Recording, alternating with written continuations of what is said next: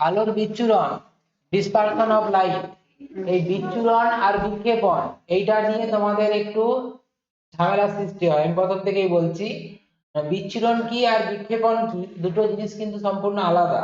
একটু ভালো করে এটা বুঝে তারপর উত্তর দিবে। বিচ্ছুরণ মানে ভেঙে যাওয়া, চূর্ণ হয়ে যাওয়া, এটা থেকেও বুঝতে পারো একটা বড় জিনিস ভেঙে চূর্ণ হয়ে যাওয়া, সেটাকে বিচ্ছুরণ তুলনা করা যায়। ঠিক আছে, তো এই জায়গায় কি হচ্ছে না, একটা সাদা আলো প্রিজমের নাই এরকম কোনো প্রতিসারক যদি মাধ্যম হয়, তার মধ্যে দিয়ে যদি পাঠানো হয়, ওই সাদা আলো বা যুগ্ম আলোটা যে উপাদান বর্ণ নিয়ে গঠিত, অর্থাৎ সাদা আলোটা আমরা জানি 7টা বর্ণ নিয়ে গঠিত হয়, তো সেই উপাদান বর্ণগুলোতে ভেঙে যায়, এই ঘটনাটাকে আলোর বিচ্ছুরণ বলা হয়। তো বিচ্ছুরণের ডেফিনেশন হিসাবে আমরা এটাই বলবো, কোনো যৌগিক আলো বা সাদা আলো যদি প্রিজম বা প্রিজমের ন্যায় কোনো স্বচ্ছ প্রতিসারক মাধ্যমের মধ্য দিয়ে পাঠানো হয়, তাহলে ওই আলোটি উপাদান বর্ণে বিভক্ত হয়ে যায়, এই ঘটনাটাকে আলো বিচ্ছুরণ বলা হয়। তো এই বিচ্ছুরণ তো আমরা পড়লাম বা জানলাম, কিন্তু এই বিচ্ছুরণের কারণ কি, এই কারণটাই হচ্ছে তোমাদেরকে এখানে বুঝতে হবে।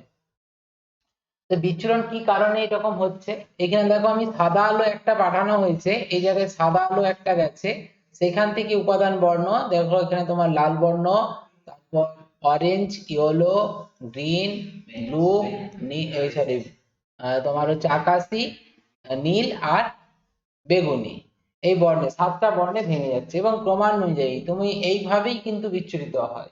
অর্থাৎ উপরে থাকবে লাল, তারপরে থাকবে কমলা, হলুদ, এরকম সবুজ, আকাশি, নীল, বেগুনি, এরকম ভাবেই থাকবে। ঠিক আছে, অর্থাৎ সবার শেষে থাকবে বেগুনি। এটা কেন হয়, এটাই ব্যাখ্যা করার জন্য তোমাদেরকে এখানে দুরকম ভাবে এটা ব্যাখ্যা করা যায়। একটা হচ্ছে কি না, সেই কৌণিক বিচ্ছুরণ যেটা পড়েছিলে যে ডেল্টা, ডেল্টা সমান প্রিজমের ক্ষেত্রে যে বিচ্ছুরণটা হয়, ডেল্টা সমান মিউ মাইনাস 1 ইন্টু এ। তাহলে এখানে নির্দিষ্ট প্রিজমের ক্ষেত্রে এ কনস্ট্যান্ট হয়, তার জন্য ডেল্টাটা সমানুপাতিক হয়, ডেল্টাটা সমানুপাতিক হয় মিউ এর সঙ্গে। ঠিক আছে, আবার আমরা জানি মিউ সমান মিউ সমানুপাতিক 1 বাই ল্যামডা বা ল্যামডা স্কয়ার, দুটোই বলতে পারো এক্ষেত্রে। ল্যামডা স্কয়ারের সঙ্গে কচি ফর্মুলাটা যদি বলি, মিউ সমানুপাতিক 1 বাই ল্যামডা স্কয়ার, মানে এটা আমরা এখান থেকে লিখে দিতে পারবো যে ডেল্টা সমানুপাতিক হবে 1 বাই ল্যামডা স্কয়ার, বলতে পারবো। তাহলে স্বাভাবিকভাবে এখানে ডেল্টাটা কি চ্যুতিত, অর্থাৎ দেখো আলোক রশ্মিটা যাওয়ার কথা ছিল এই বরাবর, এইদিকে যাওয়ার কথা ছিল, কিন্তু গেল কোন দিকে, এই কোণে, তাহলে এইটাকে চ্যুতি বলা হচ্ছে। এটা যেহেতু লাল আলো সেই জন্য ডেল্টা আর, এটা তোমার কমলা, তারপরে আরো বেশি হচ্ছে সবুজ, তারপরে আরো বেশি হচ্ছে ব্লু, তারপরে ভায়োলেট, এরকম সবার সব থেকে বেশি হচ্ছে ভায়োলেট। তাহলে এইটাই হচ্ছে তোমার সম্পর্ক, যে যেটা থেকে তুমি বলতে পারবে যে বিভিন্ন আলোর জন্য তোমার হচ্ছে চ্যুতিটা বিভিন্ন হচ্ছে, প্রিজমে যখন পড়ছে চ্যুতি বিভিন্ন হচ্ছে, কেন না তাদের তরঙ্গ দৈর্ঘ্য আলাদা, তরঙ্গ দৈর্ঘ্য যার ক্ষেত্রে বেশি হবে তার চ্যুতি সব থেকে কম হবে। যেহেতু লাল আলোর তরঙ্গ দৈর্ঘ্য সব থেকে বেশি, সেই জন্য তার চ্যুতি সব থেকে কম হচ্ছে।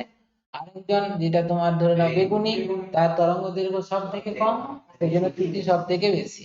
তার মানে দেখো এই প্রিজমের যখনই এই অংশে পৌঁছে গেল, এখান থেকে যখনই যাচ্ছে তখন বিভিন্ন বর্ণের আলোর চ্যুতি বিভিন্ন হওয়ার জন্য প্রত্যেকে কি হচ্ছে আলাদা হয়ে যাচ্ছে। ঠিক আছে, তখন আর একই সঙ্গে যাচ্ছে না। তাহলে এইটাই কিন্তু আলোর বিচ্ছুরণের একটা কারণ। আরেকটা কারণ বলতে পারো, সেটা হচ্ছে এইটা, যে মিউ সমান সি বাই ভি, এটা একটা ফর্মুলা আমরা জানি। তাহলে ভি সমান কি হবে, C by mu, C by mu.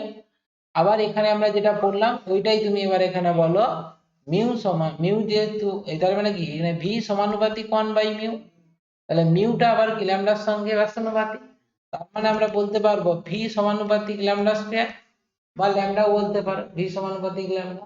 অর্থাৎ যার তরঙ্গ দৈর্ঘ্য যত বেশি হবে তার দিকটা কি হবে, বেশি হবে। তাহলে ধরে নাও একটা মাধ্যমে আলো একসঙ্গে প্রবেশ করলো, একটা সাদা আলো প্রবেশ করলো, ধরো এই মাধ্যমে সাদা আলোটা প্রবেশ করলো।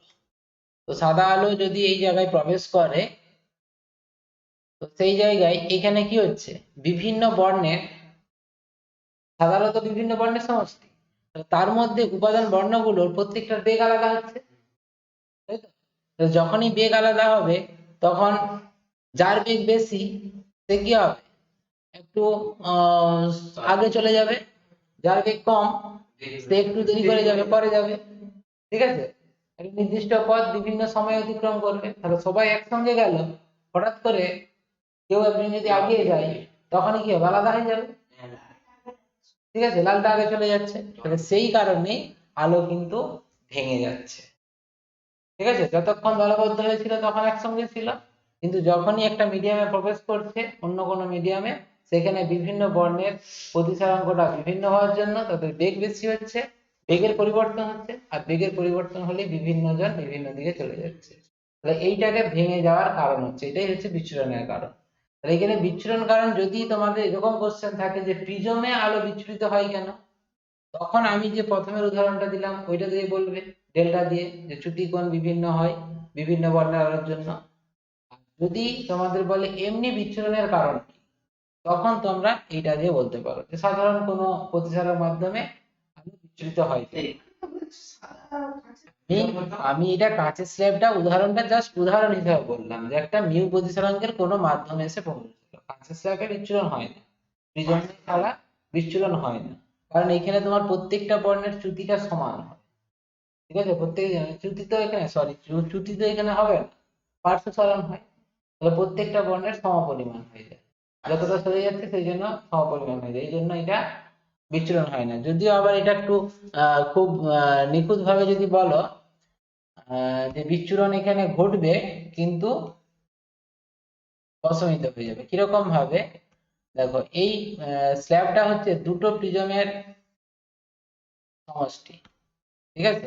একটা প্রিজম দ্বারা যখন আলো কোনো অংশ তোমার হচ্ছে, বিচ্ছুরিত হয়ে যাচ্ছে, এই জায়গায় যদি ভেঙে যায়, তখন অপর প্রিজম কি করবে, এটাকে আবার জোড়া লাগিয়ে দেবে, ঠিক আছে? এটা জোড়া লাগিয়ে দেবে, যার ফলে কি হবে, এই কাঁচের স্ল্যাবে, আমার একটু ছবিটা আঁকা ভুল হয়ে গেল,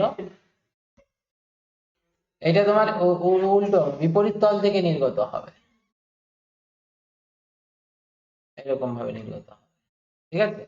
যার ফলে কোনো পার্শ্ব সরণ হবে কিন্তু কোনো বিচ্ছুরণ হয় না, দুটো তোমার প্রিজমের সমষ্টি হওয়ার জন্য, ঠিক আছে?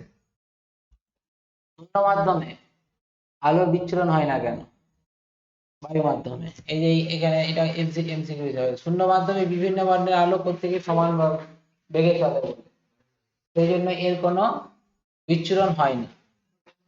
প্রিজম বর্ণ সৃষ্টি করে না, এই বর্ণকে মাত্র পৃথক করে, এটা মনে হতে পারে আমাদের 12 এ যখন উঠবে তখন দেখবে এইটাই বলা থাকবে যে প্রিজমের মধ্যে, প্রিজম হচ্ছে এমন একটা বস্তু বা একটা পদার্থ যেখানে যখন আলো ফেলবে ওখানে আলো উৎপন্ন হয়ে যাবে, বিভিন্ন বর্ণের আলো উৎপন্ন করে, মানে প্রিজম আলো উৎপন্ন করে বলে এই জন্য বিভিন্ন বর্ণে ভেঙে যাচ্ছে। তো সেটাই প্রমাণ করে দেওয়া যাবে যে প্রিজম কিন্তু আলো বর্ণ উৎপাদন করে না, জাস্ট ভেঙে দেয়, ঠিক আছে? যেমন এটা ভাঙতেও পারে, যেটা বললাম এই সমান্তরাল পাঁচফলকে যেমন ভাঙতেও পারে তেমন গড়তেও পারে, ঠিক আছে? তো সেই জন্যই সাদা আলো পাওয়া যায়। বৃষ্টির জলের ফোঁটায় সূর্যের আলো পড়লে সাদা আলো বিচ্ছুরণ হয়, যেটা রামধনু সৃষ্টি হয়।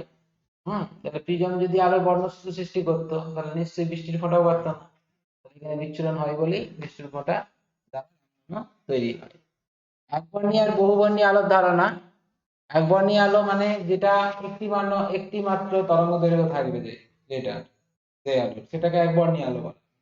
বহুবর্ণী আলো যেটা সাদা আলো, সাদা আলো মানে কি 7টা বর্ণ থাকতে পারে, অনেকগুলো আলো মিশে, তোমার যেমন ভাবে তোমরা পেন্টিং করো সেটা জানো, যে প্রাথমিক বর্ণ আছে, পরিপূরক বর্ণ আছে কিছু, যে পরিপূরক বর্ণ কি হয় না, ওই কতগুলো বর্ণ থাকে যে বর্ণগুলোকে মিশিয়ে অন্য একটা বর্ণ তৈরি করা, ঠিক আছে? তো সেই রকম আলোর ক্ষেত্রেও তাই হয়, বিভিন্ন বর্ণের আলো মিশিয়ে সাদা আলো তৈরি করা যাবে। আর বিভিন্ন বস্তুর বর্ণ বিভিন্ন হওয়ার কারণ কি, এই জায়গাটা তোমাদের খুব ইম্পর্টেন্ট আছে। বিভিন্ন বস্তুর বর্ণ আমরা বিভিন্ন দেখি, যেমন ধরো এরকম কোশ্চেন থাকে যে লাল ফুলটাকে লাল দেখি কেন, ঠিক আছে, আমার এই আকাশি গেঞ্জিটাকে আকাশি দেখছি কেন? তো এখানে তো এই যে ঘটনাটা ঘটে, আমি প্রথমে যেটা বললাম, আমি যেটা প্রথমে বললাম তোমাদেরকে, যে আমরা দেখি কখন, দেখতে পাই কখন, যখন কোনো একটা আলো উৎস থেকে আলো আমাদের শরীরের উপর বা যে অংশটাকে আমরা দেখছি, যাকে দেখছি তার উপর পড়বে, সেখান থেকে রিফ্লেক্টেড রেটা, রিফ্লেক্টেড আলোটা আমাদের চোখে এসে পৌঁছাবে, তখন আমরা দেখতে পাবো। এই ব্যাপারটা তোমাকে বুঝতে হবে আগে, ঠিক আছে? দিয়ে এবারে লাল ফুল লাল দেখি কেন, সেটা এবারে ভাবো। লাল ফুলের উপর তুমি ধরে নাও একটা সূর্য থেকে আলো এসে পড়লো, তো সূর্য থেকে আলো এসে যখন পড়ছে তখন কি হচ্ছে, এই লাল ফুল সমস্ত বর্ণের আলোকে শোষণ করে নিচ্ছে, কেবলমাত্র লাল আলোটাই রিফ্লেক্ট করছে। তো স্বাভাবিকভাবে ওই টেনা থেকে লাল আলোটা বেরিয়ে আসছে, সেই লাল আলো আমাদের চোখে এসে পৌঁছাচ্ছে, আমরা দেখতে পাচ্ছি লাল। তাহলে জবা ফুলকে লাল কেন দেখি, এটা যদি বলি, তাহলে যখন তার উপর একটা সাদা আলো পড়ছে, সূর্যের আলো পড়ছে, সূর্যের আলো মানে কি, সাতটা বর্ণের সমষ্টি। যে কোনো ফুল যে বর্ণটা দেখি, কেবলমাত্র সেই বর্ণটা বাদ দিয়ে, মানে সেই তরঙ্গ দৈর্ঘ্যের আলোটা বাদ দিয়ে বাকি সমস্ত বর্ণের আলোকে সে শোষণ করে নেয়, ঠিক আছে? তাহলে স্বাভাবিকভাবে ওইখান থেকে যে আলোটি রিফ্লেক্ট হবে, সেটাই আমাদের চোখে এসে পৌঁছাবে, সেটাই আমরা দেখবো। জবা ফুল লাল আলোটা রিফ্লেক্ট করছে, বাকি সব শোষণ করে নিচ্ছে, সেই জন্য সেটা লাল। তারপরে তুমি ধরে নাও কোনো একটা নীল ফুল, অপরাজিতা ফুল নীল দেখছো, তার মানে কি, ও নীল বর্ণের আলোটাকে রিফ্লেক্ট করছে, বাকি সমস্তকে শোষণ করে নিচ্ছে। এবারে কোশ্চেন থাকে যে একটা লাল ফুলকে নীল কাঁচের মধ্যে দিয়ে দেখছো, তাহলে সেই কালারটা কি রকম হবে, ফুলটার কালার তখন কি দেখবে? দেখো, এই জায়গাটা ভালো করে বুঝলেই হবে। তাহলে নীল কাঁচ দেখছো মানে কি, নীল কাঁচের উপর সাদা আলো পড়লে কি করবে, সমস্ত বর্ণকে শোষণ করবে, কেবলমাত্র নীলটাকে রিফ্লেক্ট করবে, তাই তো? তাহলে নীল কাঁচ কি করে, লাল সবুজ হলুদ সমস্ত বর্ণকে শোষণ করবে, ঠিক আছে? এবারে লাল ফুলটাকে নীল কাঁচের মধ্য দিয়ে দেখছো, তাহলে লাল ফুল থেকে লাল কালারটা আসছে, তাহলে তখন যখনই তাহলে নীল কাঁচে পড়ছে, সেই নীল কি করছে, লালটাকে শোষণ করে নেয়। তাহলে যদি শোষণ করে নেয়, তাহলে নীল কাঁচ থেকে কোনো আলো আমার চোখে আসবে কি, কোনো আসবে না। স্বাভাবিকভাবে যখনই কোনো আলো পৌঁছাবে না, তখন সেটা অন্ধকার, লাইট অফ করে দিলাম, কোনো আলো তোমাদের কাছ থেকে এলো না, চারদিক কি দেখাবে, অন্ধকার কালো। তাহলে কালো কোনো কোনো বর্ণ নয়, কিন্তু যেখানে আলোর অনুপস্থিত থাকে সেটাই হয় কালো। এই যে কালো গেঞ্জি পরেছে, তাহলে সেইটা কি, তো সেই জায়গায় সমস্ত জায়গা থেকে আলো আসছে, ওই অংশটা থেকে আলো আসছে, যে অংশ থেকে আলো আসবে না, সেটাই হবে তোমার অন্ধকার, ঠিক আছে? তাহলে এইটাই হচ্ছে বস্তুর বিভিন্ন মানে বর্ণ বা যে বিভিন্ন ভাবে দেখার কারণ। এই যে সবুজ পাতা সবুজ দেখি, লাল আলোতে সবুজ পাতাকে কালো দেখার কারণ। হুম, এইটি লাল কাঁচকে নীল আলোতে কালো দেখার কারণ। একই রকম সব প্রত্যেকটা জায়গায় ব্যাখ্যা করতে হবে। একটি লাল কাঁচে একটি নীল কাঁচ পরপর রেখে সূর্যের উপর আলো ফেললে কাঁচ দুটিকে কালো দেখায় কেন? হুম, সব জায়গায় ওই একই রকম ভাবে ব্যাখ্যা করতে পারে।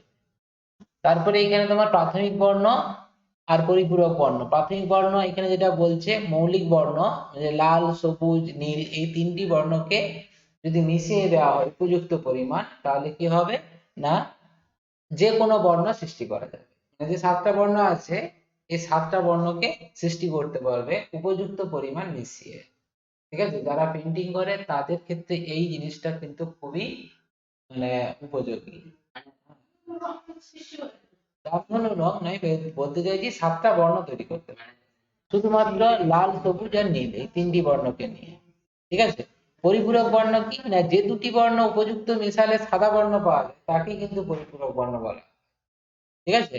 যে দুটি বর্ণকে উপযুক্ত পরিমাণ মেশালে সাদা বর্ণ পাওয়া যায়, তাদের একটিকে অপরটির পরিপূরক বর্ণ বলে। যেমন হলুদ এবং নীল পরস্পর পরিপূরক বর্ণ। ব্যাস, এই জায়গায় এই যে কোশ্চেন, এইটি তোমাদের পরীক্ষায় পড়ে, যে সাদা জামা কাচার পর তোমার পুরনো হয়ে গেলে নীল বা উজ্জ্বলা দিলে সাদা হয়ে যায় কেন? হুম, এই জায়গাটা চাঁদকে দিনের আকাশে সাদা দেখায়, রাতের আকাশে হলুদ হলুদ আলো দেখায় কেন? তার ব্যাখ্যা করবে এইটা থেকে। উত্তরটা কি হবে? আমরা বহুদিন ধরে সাদা জামা যখন কাচতে থাকি তখন কি হয়, কিছুটা তোমার হলুদ আবহ হয়ে যায়, হলুদ আবহ দেখবে জামাটার সাদা ভাবটা কেটে গিয়ে হলুদ আবহ হয়ে যায়, গায়ের ঘাম টাম লেগে হলুদ আবহ হয়ে যায়। তখন যদি আমরা সামান্য নীল মিশিয়ে দিই জামাটাতে, মানে জলে ডুবিয়ে দিই, দিয়ে তখন কি হয়ে যায়, নীলের সঙ্গে হলুদ যেহেতু সাদা বর্ণ তৈরি করে, একটা পরিপূরক বর্ণ, সেই জন্য জামাটা সাদা থাকে। ঠিক একই রকম কারণে তুমি বলতে পারবে দিনের আকাশে চাঁদকে সাদা দেখায়। কেন দেখায়? সূর্য থেকে আসছে বিভিন্ন বর্ণ। হ্যাঁ? চাঁদ কি, চাঁদের প্রকৃত কালার কিন্তু হলুদ, প্রকৃত কালার। ঠিক আছে, তাহলে চাঁদ থেকে রিফ্লেক্ট হওয়া লাইটটা যখন পৃথিবীর দিকে আসছে হলুদ আসছে, আর সূর্য থেকে আসছে সাতটা বর্ণ, সেই হলুদের সঙ্গে নীল আলোটা মিশে যাচ্ছে, কারণ আকাশের রং নীল হয় না, বিচ্ছুরণ ঘটে, যেটা বলবো আমরা। তাহলে ওই নীল আলোটার সঙ্গে হলুদ আবহাওয়াটা মিশে গিয়ে হয়ে যাচ্ছে সাদা। দিনের আকাশে এই জন্য চাঁদকে সাদা দেখি। কিন্তু রাত্রেবেলা সূর্য থেকে আলো আসছে না, আকাশ পুরো কালো, নীল আলো সেখানে নেই, সেই জন্য চাঁদের অরিজিনাল কালারটা দেখতে পাই, সেই জন্য হলুদ আবহাওয়া। ঠিক আছে, আচ্ছা এই হলো তোমার আলোর বিচ্ছুরণের ব্যাপার। এবার এখানে আলোক তরঙ্গ আছে, এইটা শুধু একটু পড়ে রাখবে, এটা আলো হচ্ছে তড়িৎচুম্বকীয় তরঙ্গ। তড়িৎচুম্বকীয় তরঙ্গটা কি এটা শুধু মনে রাখবে, এই তরঙ্গ যখন এরকম মাধ্যমের মধ্য দিয়ে যাবে, আর তড়িৎ ক্ষেত্র ভেক্টর আর চুম্বক ক্ষেত্র ভেক্টর দুটো থাকে আর কি। ঠিক আছে, তড়িৎ ক্ষেত্র ভেক্টর একটা তলে কম্পিত হয়, আর চুম্বক ক্ষেত্র ভেক্টর আর একটা তলে কম্পিত হয়। আর দুটো কম্পন দল থাকে, কম্পন দলের সঙ্গে লম্বভাবে দুজন গতিশীল হয়। ঠিক আছে, এটা শুধুমাত্র একটু তড়িৎ চুম্বকীয় তরঙ্গ এইটুকু পড়ে রাখবে, যেটা শূন্য বা জড় মাধ্যমেও চলাচল করতে পারে। এগুলো ক্লাস 12 এর ডিটেলসে গিয়ে পড়বে। না, শব্দ তরঙ্গ স্থিতিস্থাপক তরঙ্গ হয়, এটা আলাদা। তড়িৎ চুম্বক এটা কিন্তু তড়িৎ ক্ষেত্র বা চুম্বক ক্ষেত্র দ্বারা বিক্ষিপ্ত হয় না, কোনো আধান দ্বারা, যেহেতু আধান আহিত করার স্রোত নয়, সেই জন্য এটা বিক্ষিপ্ত হয় না। এই বৈশিষ্ট্যগুলো পড়বে। আর এর কম্পাঙ্ক, দেখুন বেগগুলো দরকার নেই সেরকম। মিউ সমান সি বাই ভি, এই সম্পর্ক তোমরা জানো। তারপরে এটাও জানো মিউ সমান lambda 0 by lambda, A plus Cauchy ফর্মুলাটাও জানো, মিউ সমান A plus B by lambda square. এখানে তোমরা এইগুলো একটু পড়বে, যে গামা রশ্মি, এক্স রশ্মি, অতিবেগুনি রশ্মি, অবলোহিত রেডিও তরঙ্গ, এদের এই তরঙ্গ দৈর্ঘ্য, অ্যাকচুয়ালি তরঙ্গ দৈর্ঘ্য গুলো যদি মুখস্থ রাখতে পারো তো খুবই ভালো। তো মুখস্থ রাখার দরকার হয় না, তোমাদেরকে যেটা মনে রাখতে হবে, কার তরঙ্গ দৈর্ঘ্য বেশি বা কম। তরঙ্গ দৈর্ঘ্য বেশি বা কম কার, সেরকম ক্রমানুসারে সাজাতে বলবে। তো সেটার জন্য তোমাদেরকে আমি একটা বলে দিচ্ছি, ট্রিক্স বলে দিচ্ছি, এটা মনে রাখতে পারবে। সেটা হচ্ছে রে মা অব দ্রি অতি এক গামা। ঠিক আছে, এইটা রে ফর রেডিও, রেডিও তরঙ্গ, মা ফর মাইক্রোওয়েভ। বলছি, এটা অবলোহিত, দৃশ্যমান, অতিবেগুনি রশ্মি, এক্স রশ্মি, গামা রশ্মি। এইটা মনে রাখবে, ক্লাস 12 এও কাজে লাগবে, 11 এও কাজে লাগবে। ঠিক আছে, এই দিকে গেলে ল্যামডা কমবে, মানে তরঙ্গ দৈর্ঘ্য, এটা ল্যামডাটা হচ্ছে তরঙ্গ দৈর্ঘ্য, এটা হচ্ছে কমে, কমে। আর কম্পাঙ্ক নিউ, নিউ হচ্ছে কম্পাঙ্ক, কম্পাঙ্ক হচ্ছে বাড়ে। ঠিক আছে, এইদিকে গেলে তাহলে এখান থেকে তোমাকে ধরে নাও এরকম পরীক্ষায় কোশ্চেন দিয়ে দিবে, অবলোহিত রশ্মি দিল, তারপর ধরে নাও রেডিও তরঙ্গ দিল, তারপর দিল এক্স রশ্মি দিল, তিনটে দিল, দিয়ে বললো ক্রমবর্ধমান তরঙ্গ দৈর্ঘ্য অনুযায়ী সাজাও। তাহলে ক্রমশ তরঙ্গ দৈর্ঘ্য বাড়ছে, তার মানে কি এক্স রশ্মি প্রথমে হবে, তারপরে বাড়বে কে, অবলোহিত, তারপরে রেডিও তরঙ্গ। ঠিক আছে, সব থেকে বেশি হচ্ছে রেডিও তরঙ্গ। জাস্ট এই এটা মনে রাখলে তুমি কিন্তু এটা সাজাতে পারবে। আচ্ছা, এই তড়িৎচুম্বকীয় তরঙ্গের কিছু ক্ষতিকারক প্রভাব, ব্যবহার এগুলো আছে, এইগুলো এখন একটু পড়ে রাখবে, ওই 11-12 এ কাজে লাগবে। এইগুলো যে হ্যাঁ, পরীক্ষাতে সেরকম তোমাদের মাধ্যমিকের পরীক্ষায় সেরকম থাকে না, অতিবেগুনি রশ্মি তোমরা সবাই সব দিনই জানো যে শরীরে দীর্ঘদিন ধরলে ক্যান্সারের সৃষ্টি হয়, যেটা আমরা ওই প্রথম চ্যাপ্টারতেও পড়েছি, ভূগোলেও পড়েছ। এক্স রশ্মি কি কাজে লাগে সেটাও তোমরা জানো। তারপর গামা রশ্মি, এটা সাধারণত তেজস্ক্রিয় যেখানে মৌল আছে সেখান থেকে এই রশ্মিটা পাওয়া যায়, এগুলো আর কি। এবারে আলোর বিক্ষেপণ, এই বিক্ষেপণটা কি? স্ক্যাটারিং। বিক্ষেপণ, আচ্ছা আলোর বিক্ষেপণটা কিছু নয়, বিক্ষেপণ হচ্ছে, এটা তোমাদেরকে আগে উদাহরণটা বলে দিই, যে আকাশের রং নীল দেখায়, সমুদ্রের জল নীল দেখায়, এটার কারণ ব্যাখ্যা করবে বিক্ষেপণ দ্বারা। বিক্ষেপণ জিনিসটা কি? যখন কোনো মাধ্যমের মধ্য দিয়ে আলো যাবে তখন কি হয় না, ওই আলো মাধ্যমের কণা দ্বারা কি হয়, চারদিকে ছড়িয়ে যায়, ঠিক যেরকম বিক্ষিপ্ত প্রতিফলন হয় সেই রকমটাই। আলোটা কি হয় না, চারদিকে ছড়িয়ে যায়, তার গতির অভিমুখের সঙ্গে লম্ব হয়। এটা আরো তোমাদেরকে প্র্যাকটিক্যালি অনুভব করাতে পারবো, সেটা হচ্ছে এই রাতের বেলায় ধরে নাও যদি নীল রঙের একটা এলইডি লাইট, জানো মোটরসাইকেলে এখন অনেকেই লাগায়, হ্যাঁ, দেখবে নীল লাল সবুজ হলুদ বিভিন্ন রকমের এলইডি আছে। তো নীল লাইট যদি, এই যেমন জ্বলছে এখানে দেখো, আমাদের ডেস্কটপটাতে যে লাইটটা, নীল আলো আর লাল আলো দুটো কিন্তু একই এলইডি। দেখো নীল আলোটা তোমার চোখে বেশি লাগছে, বেশি লাগছে মানে কি, তুমি যদি দূর থেকে দেখো, অ্যাকচুয়ালি এটা আমি চিঠি দিয়েছি বলে বুঝতে পারছো, এটা যদি তুমি দূর থেকে দেখো নীল আলোটা অনেকটা জায়গা জুড়ে জ্বলছে মনে হবে, কিন্তু লাল আলোটা কম জায়গা জুড়ে জ্বলছে, কম আলো জায়গাটা, তার অঞ্চলটা মনে হচ্ছে না কম। এটা দেখবে যদি এই একই তীব্রতার আলো, যেমন ধরো দেওয়ালির সময় ওই যে এলইডি গুলো দেওয়ালে লাগানো হয়, নীল রঙের এলইডি একটা চেন যা ঝুলাবে, আর লাল রঙের এলইডি একটা চেন ঝুলাবে, এই অনেকটা দূর থেকে তুমি লক্ষ্য করবে, দেখবে নীল আলোটা অনেকটা জায়গা জুড়ে জ্বলছে মনে হচ্ছে, আর লাল আলোটা সেই তুলনায় অনেকটা কম জায়গা জুড়ে জ্বলছে। ঠিক আছে, তাহলে এই যে তার আলোটা যাবে যেই দিকে, তার গতির অভিমুখের সঙ্গে লম্ব হবে, যখন এই ছড়িয়ে পড়া, এই ছড়িয়ে পড়া জিনিসটাই হচ্ছে বিক্ষেপণ। ঠিক আছে, এই মাধ্যমের কণা দ্বারা এটা বিচ্ছুরিত হয়ে যায়, এই ছড়িয়ে পড়ে যায়, এইটা হচ্ছে বিক্ষেপণ বলা হয়। এই বিক্ষেপণটা হয় কেন সেটা এখানে বললাম, যে কণা দ্বারা কি হয়, এটা মানে বিক্ষেপিত হয়ে যায়। এটা নিয়ে কি হয় না, বিভিন্ন কণা তারা হচ্ছে কি করে জানো তো, এই বর্ণগ্রহণকে শোষণ করে, আবার কি হয়, আলোটাকে রিফ্লেক্ট করে, হুম, নতুন করে আলো উৎপন্ন করে, সেই জন্য চারদিকে ছড়িয়ে পড়ে। এই দেখো এখানে বলেছে, সূর্যের আলো যখন বায়ুমণ্ডলের মধ্যে দিয়ে যায়, তখন বায়ুমণ্ডলে উপস্থিত বিভিন্ন গ্যাসীয় অণু, সূক্ষ্ম কণা অপেক্ষাকৃত দীর্ঘ তরঙ্গ দৈর্ঘ্য বিশিষ্ট সূর্যালোক শোষণ করে এবং শোষিত আলোকে বিভিন্ন দিকে ছড়িয়ে দেয়। মানে কি হয়, এটা তোমার অ্যাকচুয়ালি এই জায়গায় তোমরা হয়তো এখন বুঝবে না, তাপ চ্যাপ্টারতে পরে আছে, তাপ সঞ্চালন চ্যাপ্টারতে ক্লাস 11 এ পড়বে, যে কোনো বস্তু যখন কোনো না তাপ গ্রহণ করে, গ্রহণ করার পর সে আবার তাপকে বর্জন করে, মানে বিকিরণ করে। তো বিকীর্ণ করলে, এই যে তোমরা তড়িৎচুম্বকে বিকিরণ করলে, সে বিকীর্ণ আলোর তরঙ্গ দৈর্ঘ্য যদি আমাদের দৃশ্যমান রেঞ্জের মধ্যে হয়, তখনই আমরা দেখতে পাবো। যেমন একটা লোহার রডকে যখন প্রথমে গরম করি, তখন কোনো বর্ণ দেখতে পাই না, কিন্তু বেশ কিছুক্ষণ গরম করলে লাল হয়ে যায়, তাই না? তাহলে এখান থেকে লাল বর্ণ নিশ্চয়ই নির্গত হচ্ছে, মানে বিকিরণটা নির্গত হচ্ছে, তাই তো আমরা দেখতে পাচ্ছি লাল, তাই না? তাহলে ওইখানে যে লাল, মানে বিকিরণটা নির্গত হচ্ছে, তার তরঙ্গ দৈর্ঘ্য লাল আলোর তরঙ্গ দৈর্ঘ্যের সমান, সেই জন্য লাল দেখছি। তো সেই রকম ভাবে গ্যাসীয় মাধ্যমের মধ্য দিয়ে যখন আলো যাবে, তখন বিভিন্ন কণাগুলো ওই বিকিরণটাকে শোষণ করবে, শোষণ করার পর তারা আবার কি করবে, বিকিরণ করবে। তাহলে বিকিরণ আলোর তরঙ্গ দৈর্ঘ্যটা আমরা তখন দেখতে পাবো।